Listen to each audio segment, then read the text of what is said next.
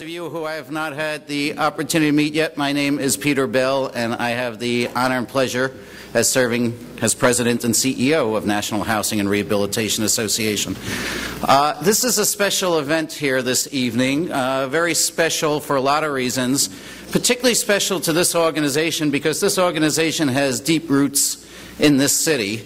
In fact, NH&RA was born in Boston out of a gaffe that occurred by a then HUD secretary up here. Way back in 1970, then HUD Secretary Carla Hills was up here visiting a Boston urban rehab program, and she referred to it as a HUD program when it was really a city program instead.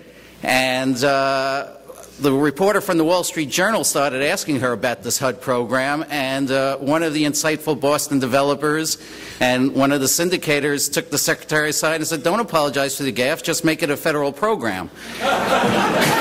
And that was the birth of what became Project Rehab, which was an extension of the 236 program to demonstrate using older buildings for affordable housing.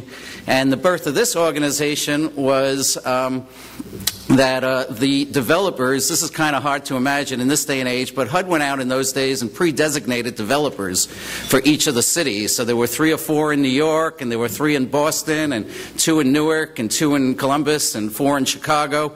And they were pre-designated and told, all right, you're our guys, you're going to get all the subsidy for these cities. And at one point, the developers who were in that list said to HUD, we'd like to meet with you on some programmatic issues. And HUD said, well, we can't meet with a group of developers, form an association. And that was the birth of National Housing and Rehabilitation Association in 1971. So our Boston constituency in the organization is responsible for the birth of the organization and has always been some of our strongest supporters. I thank you all for joining us here tonight. This awards program celebrates the public use of private entrepreneurship to serve our society's need for affordable housing and livable communities. The Vision Awards were established by the Boston members of this association about 8 years ago to provide recognition to individuals who have demonstrated extraordinary foresight and leadership in developing and financing affordable housing throughout the duration of their careers. Delivery of affordable housing, as we all know, requires a partnership between the government sector, the nonprofit sector, and the private sector.